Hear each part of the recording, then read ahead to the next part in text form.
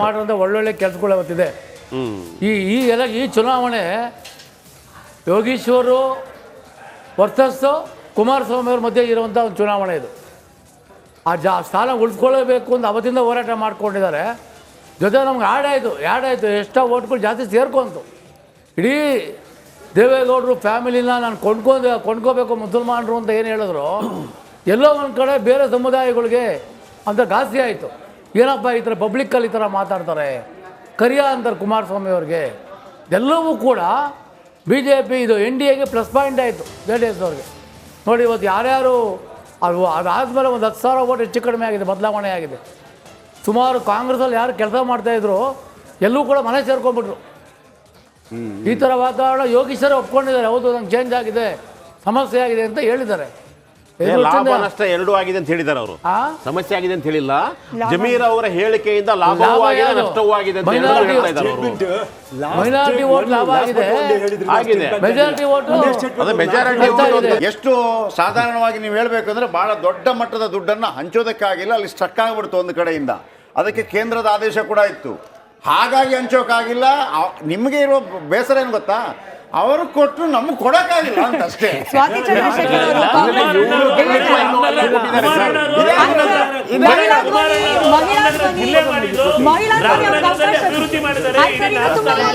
ತುಂಬಾ ಮಾತಾಡೋಣ. ಸ್ವಾತಿ ಅವರೇ, ಫ್ಯಾಕ್ಟರ್ ಜಮೀರ್ ಬಗ್ಗೆ ಮಾತನಾಡ್ತಾ ಇದ್ವಿ.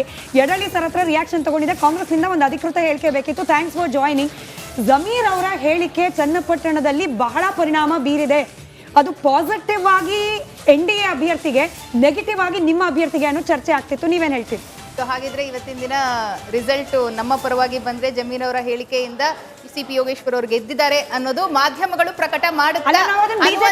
ಗ್ಯಾರಂಟಿಯನ್ನ ನಮಗೆ ಕೊಟ್ರೆ ನಾನು ಅದ್ರ ಬಗ್ಗೆ ಸಂಪೂರ್ಣವಾಗಿ ವಿಸ್ತಾರವಾಗಿ ನಾನು ಹೇಳ್ತೀನಿ.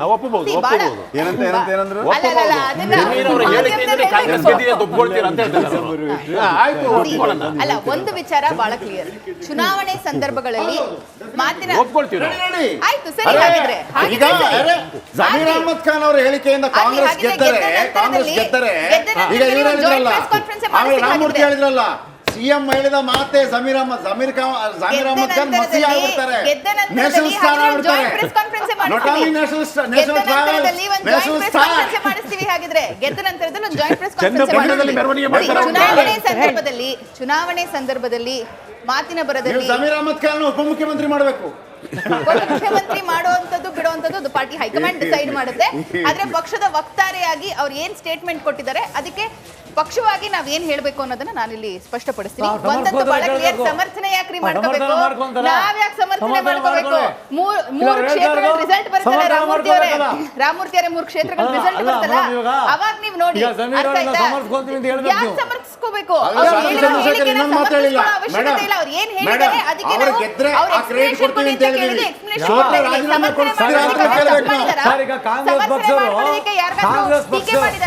ಸಮರ್ಥನೆ ಮಾಡ್ಕೊಳ್ಳೋದಕ್ಕೆ ಜಮೀರ್ ಅಹ್ಮದ್ ಸಮಸ್ಯೆ ಏನಾಗಿದೆ ಹೇಳಿ? ಸಮರ್ಥನೆ ಏನಕ್ಕೆ ಮಾಡ್ಕೋಬೇಕು? ಸಮರ್ಥನೆ ಮಾಡ್ಕೊಳ್ಳೋ ಅವಶ್ಯಕತೆ ಇಲ್ಲ.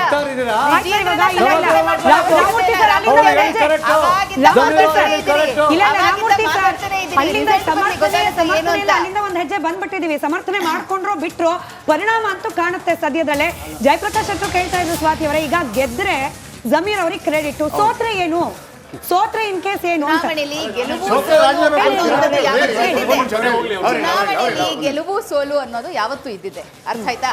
ನಾವು BJP ಅವ್ರ ತರ ಗೆದ್ರೆ ಮೋದಿ, ಸೋತ್ರೆ ಕ್ಯಾಂಡಿಡೇಟ್ ಅಂತ ಹೇಳುವಂತ ಪಕ್ಷ ಅಂತೂ ಖಂಡಿತವಾಗ್ಲೂ ಅಲ್ಲ. ಇದು ಸಂಪೂರ್ಣವಾಗಿ ಹೇಗೆ ಒಂದು ರಾಜ್ಯ ಸರ್ಕಾರವಾಗಿ ಒಂದು ಪಕ್ಷ ಅಧಿಕಾರ ಇರುವಂತಹ ಪಕ್ಷವಾಗಿ ನಾವು ಹೇಗೆ ಚುನಾವಣೆಯನ್ನು ನಡೆಸಬೇಕು ಅನ್ನೋದನ್ನ, ಬೈ ಎಲೆಕ್ಷನ್ ಹೇಗೆ ಮಾಡಬೇಕು ಅನ್ನೋದನ್ನ ನಾವು ತೋರಿಸ್ಕೊಟ್ಟಿದ್ದೀವಿ.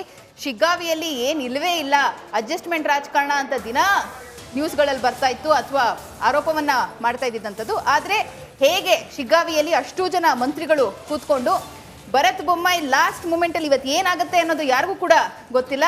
ರಿಸಲ್ಟ್ ನಮ್ಮ ಪರವಾಗೇ ಬರ್ಬೋದು. 3 ಕ್ಷೇತ್ರಗಳಲ್ಲಿ ನಾವು ಗೆಲ್ತೀವಿ ಅನ್ನುವಂಥ ವಿಶ್ವಾಸವನ್ನು ನಾವು ತೋರಿಸಿದ್ದೀವಿ. And this is very clear. ಯಾರೋ ಗೆದ್ದಿದ ತಕ್ಷಣ ಅದು ಒಬ್ಬರು ಪಟ್ಟಕ್ಕೆ, ಸೋತಿದ ತಕ್ಷಣ ಇನ್ನೊಬ್ಬರು ಪಟ್ಟಕ್ಕೆ, ನಾವೇನು ಪಕ್ಷಗಳನ್ನು ಅಥವಾ ನಾವೇನು ಕಾನ್ಸ್ಟಿಟ್ಯೂಯೆನ್ಸಿಗಳನ್ನ ಹಂಚ್ಕೊಂಡಿಲ್ಲ.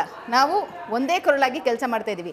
ವಿಜೇಂದ್ರನ್ ತರ ಶಿಗ್ಗಾವಿಗೆ ಹೋದ್ರೆ ಬೊಮ್ಮಾಯಿ ಕ್ರೆಡಿಟು, ಚನ್ನಪಟ್ಟಣಕ್ಕೆ ಬಂದ್ರೆ ಕುಮಾರಸ್ವಾಮಿ ಕ್ರೆಡಿಟ್ ಮುಗಿಸ್ಬಿಡ್ತೀನಿ ರೀ ರಾಮೂರ್ತಿ ಅವರೇ. ಅರ್ಥ ಆಯ್ತಾ? ಸಂಡೂರಲ್ಲಿ ಹೋಗಿ ನಾನು ಏನಾದ್ರೂ ಬೇಳೆ ಬೇಯಿಸ್ಬೋದಾ ಅಂತ ಹೋಗಿ ಅಲ್ಲೂ ಏನು ಮಾಡಕ್ ಸಾಧ್ಯ ಆಗ್ದಿರಾ ಇವತ್ತಿನ ದಿನ ಮೂಗು ಮುರಿಯುವಂತ ಪರಿಸ್ಥಿತಿ ಕಾಂಗ್ರೆಸ್ಸಿಗೆ ಖಂಡಿತವಾಗ್ಲೂ ಇಲ್ಲ. ನಮ್ಮ ಕೆಲಸವನ್ನ ನಾವು ಮಾಡಿದೀವಿ. Let's see what happens. ಜನರ ಆದೇಶವನ್ನ ನಾವು ಒಪ್ಕೊಳ್ತೀವಿ. ಮೂರಲ್ಲಿ ಎಷ್ಟು? ಮೂರಲ್ಲಿ ಮೂರು. ನಾವು ಮಹಾರಾಷ್ಟ್ರದ ಅಪ್ಡೇಟ್ ಅನ್ನ ಗಮನಿಸ್ತಾ ಇದ್ವಿ. ಇದೀಗ ಬ್ಯಾಕ್ ಟು ಶಿಗ್ಗಾವಿ. ಮೊದಲ ಸುತ್ತಿನಲ್ಲಿ ಭರತ್ ಬೊಮ್ಮಾಯಿ ಅವರಿಗೆ ಲೀಡ್ 63 ಮತಗಳ ಆರಂಭಿಕ ಮುನ್ನಡೆಯನ್ನ ಕಾಯ್ದುಕೊಂಡಿದ್ದಾರೆ ಭರತ್ ಬೊಮ್ಮಾಯಿ ಅವರು. ಮೊದಲ ಸುತ್ತಿನ ಮತ ಎಣಿಕೆ ಅಷ್ಟೇ ದಿನ ಆಗಿರೋದು. ಇನ್ನು ಕ್ವಿಕ್ ಆಗಿ ನೀವು ಜಾರ್ಖಂಡ್ನ ಅಪ್ಡೇಟ್ ಕೂಡ ನಿಮ್ಮ ಸ್ಕ್ರೀನ್ ನಲ್ಲಿ ಗಮನಿಸಬಹುದು. 35 ಕ್ಷೇತ್ರಗಳ ಅಪ್ಡೇಟ್ ಲಭ್ಯವಾಗ್ತಾ ಇದೆ. 25 NDA ಹಾಗೆ 10 ಇಂಡಿ ಕೂಟದಲ್ಲಿ ಮುನ್ನಡೆ ನಮಗೆ ಸದ್ಯ ಕಾಣೋಕೆ ಸಿಗ್ತಾ ಇದೆ. ಮಹಾರಾಷ್ಟ್ರದ 60 ಕ್ಷೇತ್ರಗಳ ಟ್ರೆಂಡ್ ಕಾಣ್ಲಿಕ್ಕೆ ಸಿಗ್ತಾ ಇದೆ. 51 NDA, 56 ಆಯಿತು, ಹಾಗೆ 10 ಇಂಡಿ ಕೂಟ ಮುನ್ನಡೆ. ಸದ್ಯದ ಟ್ರೆಂಡ್ ಅಷ್ಟೇ ಸದ್ಯಕ್ಕಿರೋದು.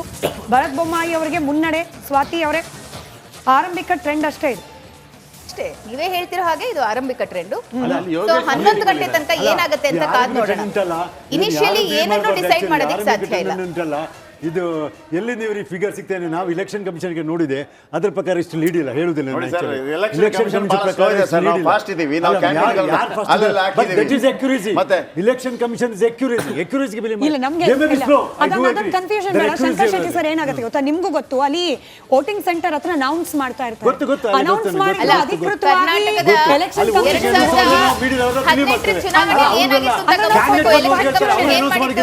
ಕ್ಯಾಂಡಿಡೇಟ್ ಪರವಾಗಿ ಬಂದು ಕೆಲವರು ಹೇಳ್ತಾರಲ್ಲ, ಅದನ್ನು ಅನೌನ್ಸ್ ಮಾಡಿಬಿಡ್ತಾರೆ ಕೆಲವರು. ನಾನು ಅದ್ರ ಬಗ್ಗೆ ಹೋಗಿಲ್ಲ. ನಾನು ಹೇಳ್ತಿರೋದು ಈ ಮತ ಎಣಿಕೆ ಸುತ್ತುಗಳಾದ ಮೇಲೆ ಅನೌನ್ಸ್ ಮಾಡೋದು ಎಲೆಕ್ಷನ್ ಕಮಿಷನ್ ಜಿದ್ದಾಜಿತಿ ಅಂದ್ರೆ ಏನ್ರಿ? ಜಿದ್ದಾಜಿತಿ ಅಂದ್ರೆ ಅದುವೇ.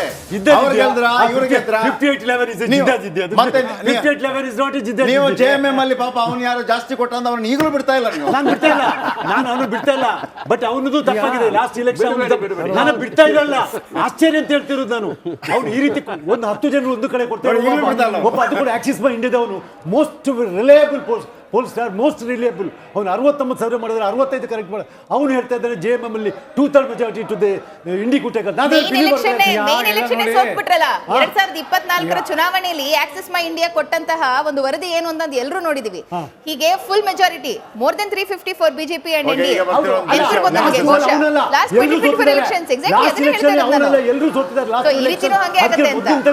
Last election Haryana and parliament ಅಲ್ಲಿ ಎಲ್ಲ ಎಕ್ಸಿಟ್ ಪೋಲ್ಗಳು ಸೋತಿವೆ. ಕುಮಾರಸ್ವಾಮಿ ಅವರು, ನಿಖಿಲ್ ಕುಮಾರಸ್ವಾಮಿ ಅವರು ರಿಪಬ್ಲಿಕ್ ಕನ್ನಡದ ಎಕ್ಸ್ಕ್ಲೂಸಿವ್ ದೃಶ್ಯದಲ್ಲಿ ಗಮನಿಸ್ತಾ ಇದ್ದೀರಿ. ಇಷ್ಟೊತ್ತವರೆಗೂ ಟಿವಿಯಲ್ಲಿ ಪ್ರಾರಂಭಿಕ ಟ್ರೆಂಡ್ ಅನ್ನ ಗಮನಿಸ್ತಾ ಇದ್ರು ಕುಮಾರಸ್ವಾಮಿ ಅವರು. ಇದೀಗ ದೇವರ ದರ್ಶನಕ್ಕೆ ದೇವಸ್ಥಾನಕ್ಕೆ ತೆರಳಿದ್ದಾರೆ. ವಿಶೇಷ ಪೂಜೆ ಪುನಸ್ಕಾರ ಇದು ಪ್ರತಿ ಬಾರಿ ಕೂಡ ಆಗುತ್ತೆ. ಅವರವ್ರ ನಂಬಿಕೆ. ದೇವರ ಪೂಜೆಯಿಂದಾಗಿ ಮತದಾರರ ಮನಸ್ಸು ಪರಿವರ್ತನೆ ಆಗತ್ತಾ ಗೊತ್ತಿಲ್ಲ. ಮಂತ್ರಕ್ಕೆ ಮಾವಿನಕಾಯಿ ಉದುರುತ್ತಾ ಅನ್ನೋ ಹಂಗೆ ದೇವರ ಪೂಜೆಯಿಂದ ರಿಸಲ್ಟ್ ಚೇಂಜ್ ಆಗತ್ತಾ ಗೊತ್ತಿಲ್ಲ. ಪೋಲಿಂಗ್ ಮುಂಚೆ ಆಗಿದ್ರೆ ಚೇಂಜ್ ಆಗಿರ್ತಿತ್ತೇನೋ ಅರ್ಧ ಗಂಟೆ ಒಳಗೆ ಎಲ್ಲಾ ಜನಗಳು 60 ಕ್ರಾಸ್ ಮಾಡಿದ್ದಾರೆ ಕಾಂಗ್ರೆಸ್ ಅಂತ ಮತ್ತೆ ದೇವರು ಪೂಜೆ ಇದ್ರ ಬಗ್ಗೆ ತಕರಾರೇ ಇಲ್ಲ. ಕಾಂಗ್ರೆಸ್ ಬಗ್ಗೆ ಮಾತಾಡಕ್ಕೆ